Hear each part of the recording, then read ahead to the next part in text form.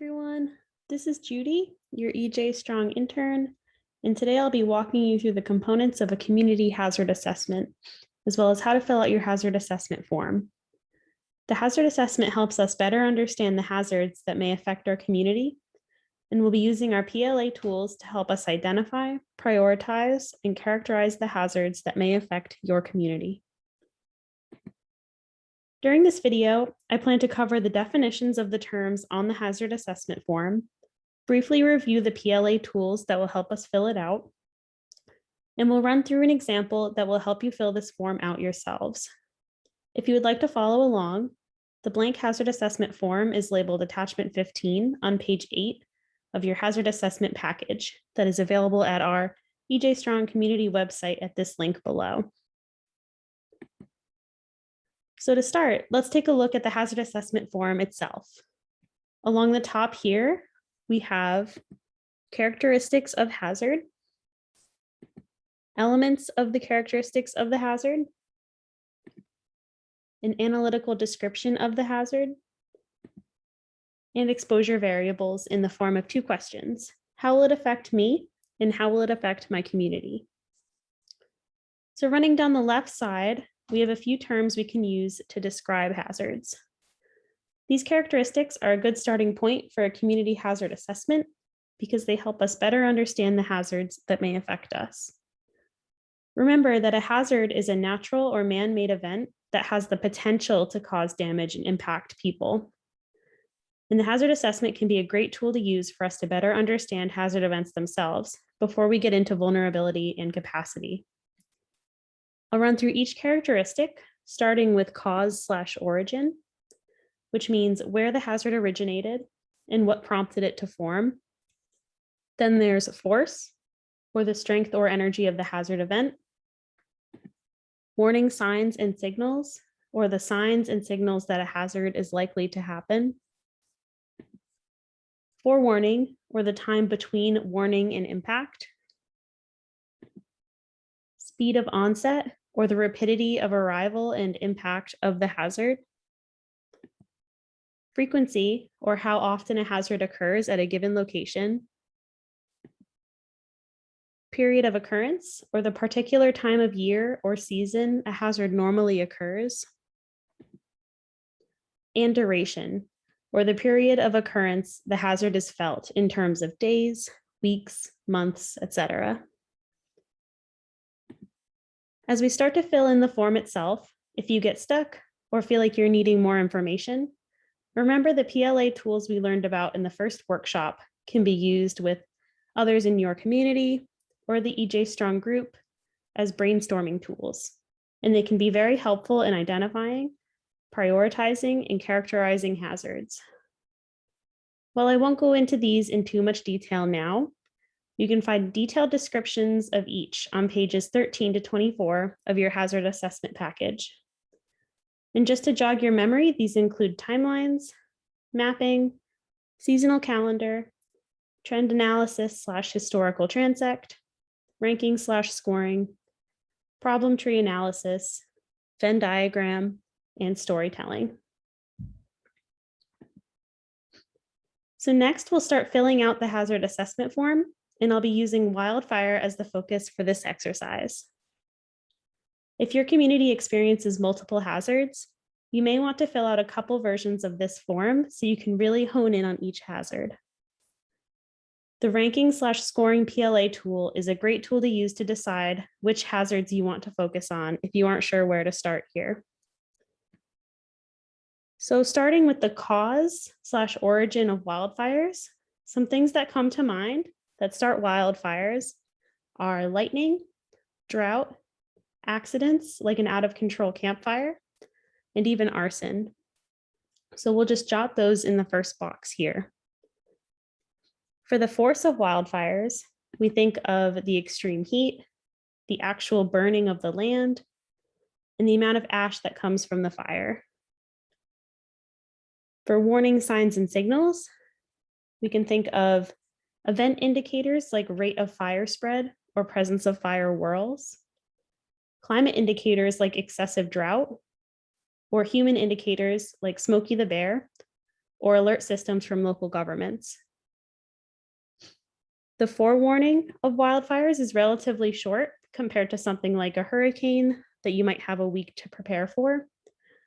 For a wildfire, you may only have minutes to hours of forewarning time. And likewise, the speed of onset for wildfires is rapid, as fires can spread very quickly in dry, overgrown conditions. Wildfires are a relatively frequent event, with thousands occurring each year. And with climate change causing increased drought, they're becoming even more frequent. The period of occurrence of wildfires can change based on where in the US you are. So out west in California, wildfires occur from early spring through summer and into early fall. Whereas here in South Carolina, we see wildfires in our dry season, which is late winter to early spring. This is a good time to use the seasonal calendar PLA tool if you're unsure of how to answer this one. And last year, the duration of wildfires varies depending on the size and accessibility to firefighters, but can last days to even weeks for some of the bigger ones. The storytelling PLA tool is a great tool to use to fill out these characteristics, as a lot of this relies on and would be improved by local knowledge. And now that we have notes on the different characteristics of wildfire, we can move on to an analytical description of our hazard, which is basically a synthesis of the information we just collected, sprinkled with other facts and details about the hazard. So for wildfire, we have here, wildfires are caused by numerous sources, ranging from lightning, arson, carelessness by smokers, individuals burning debris, operating equipment that generates sparks, or even children playing with matches. The largest number of wildfires in South Carolina caused by people are from arson, followed by careless debris burning. In a typical year, South Carolina responds to over 5,000 wildfires, which burn nearly 30,000 acres. South Carolina's wildfire season usually occurs between late winter and early spring. The largest wildfire ever to occur in South Carolina was in April 1976, when 30,000 acres burned in Horry County. The state's worst 12-month period occurred between July 1980 and June 1981, when over 14,000 fires were reported. So these descriptions give us practice talking about hazards beyond just the facts, and they can give you a chance to pull in information from local websites.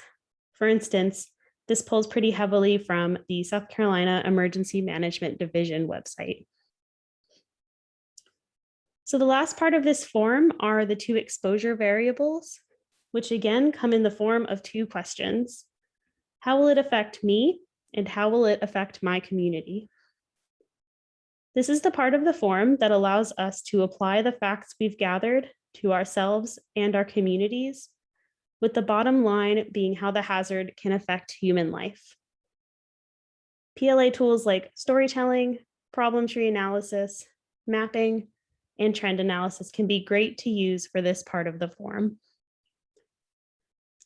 So considering the characteristics of the wildfire hazard, some ways wildfire can affect just me are health complications from poor air quality, the possibility of having to evacuate in an emergency, the danger of becoming trapped in my home or vehicle during an emergency, the potential loss of my home or property, and any mental impacts I may experience afterwards, like stress or PTSD. Considering impacts of wildfire on a larger group or my community, some things I think of are the loss of neighbors' lives or structures the community relies on, the loss of livelihoods and other economic concerns, the destruction of forests or other local natural resources, and the need for emergency responders like firefighters. And that is the last part of the hazard assessment form. While you only have to complete one form for EJ Strong, I do recommend identifying and prioritizing a few key hazards that impact your community and filling out this form for each one, as doing so will familiarize you with these hazards and will provide a great foundation for translating hazard exposure to community vulnerability and capacity.